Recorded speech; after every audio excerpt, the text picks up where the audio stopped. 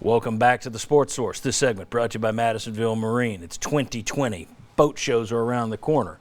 Madisonville Marine remains the number one stop for anyone in the market for a boat. They have the biggest selection, they have the best prices, and in terms of customer service, if you're going to be in business for nearly 50 years, and that's the case with Madisonville Marine, and you're going to be located not in Knoxville, not in Chattanooga, but kind of halfway, you're going to ask people to drive there. If you're going to last that long, you better have the best customer service in the world. They have, and they do. Madisonville Marine, madmarine.com to learn more, or go down there and see them. Madisonville Marine, located at Highway 411 North in Madisonville. All right, quick segment here. The Vols have not made a move to replace running back David Johnson yet. He, of course, left to become the recruiting coordinator and running back coach at Florida State. We told you that last week. It seems that once again, and that's true wherever you go, everybody wants their own alums. Everybody right now is talking about the two names that everybody asked me about. What about Montario Hardesty, who's the wide receiver coach at Charlotte? Clearly, you can't get a better running back coach than that. And Jay Graham, who, of course, running back coach at Texas A&M, he's with Jimbo Fisher, who he left you for when he was running back coach here. He went to Florida State with Jimbo Fisher. But got to get the VFLs in here because it always ends well. Randy Sanders, John Chavis, Chuck Smith, it always ends well to bring the alums back. Anyway, here's the deal. Hardesty, Graham, wherever they go, Ryan, you're the recruiting guy here, or that's your goal, that's your duty at 24/7.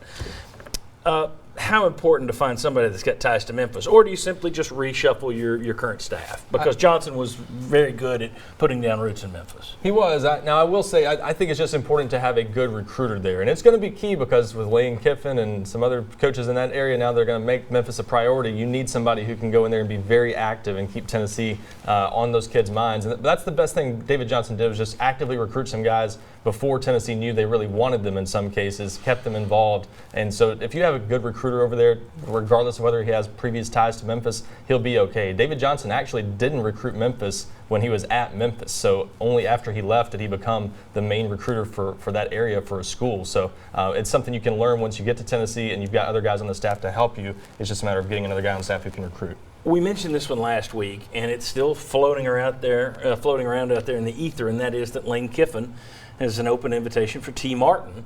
Of course, they had ties at Southern Cal. For T. Martin to join him at Ole Miss. Now, T. Martin has been an offensive coordinator. He's had that title before. If he goes there, he's going to be offensive coordinator, if that's the job they gave him, in title only, because Lane Kiffin's going to call his own plays.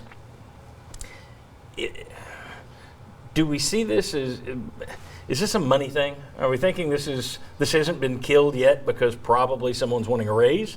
What do we think about the T. Martin situation? Does anybody here think there's any chance he goes to join Lane Kiffin at Ole Miss? It's not the craziest thing. I think maybe there's some family considerations that would probably, I think in the end he probably stays.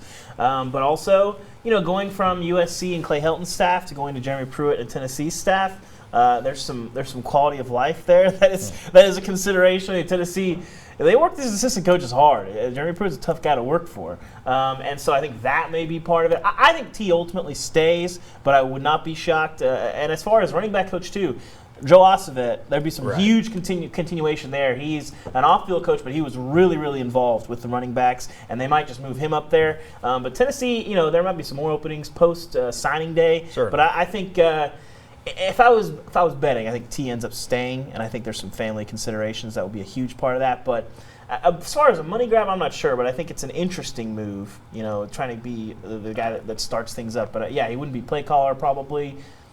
It's an odd deal.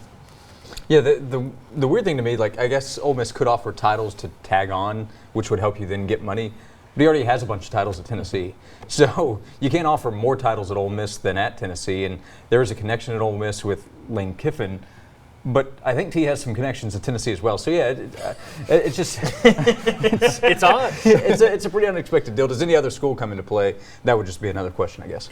Yeah, I'm just not going to be surprised if he gets a little bump this year with this floating out. I mean, that's how this game is played. Well, I think a lot of guys on staff will, but T for sure will have that opportunity. If you have someone coming after you, that usually means you get a little bit more bump. And as you say, there aren't more. That became a thing about 15 years ago that we can't give you a raise, but here, we'll name you ambassador for receivers. It's like they're just coming up with crazy. You're the coordinator of third downs. He's got the titles. I just wonder if he won't get a little raise to stick around. Your thoughts on the possibility of T. Martin leaving? His reputation is recruiting maverick guru. Yeah. Well, if could you afford to lose a T. Martin?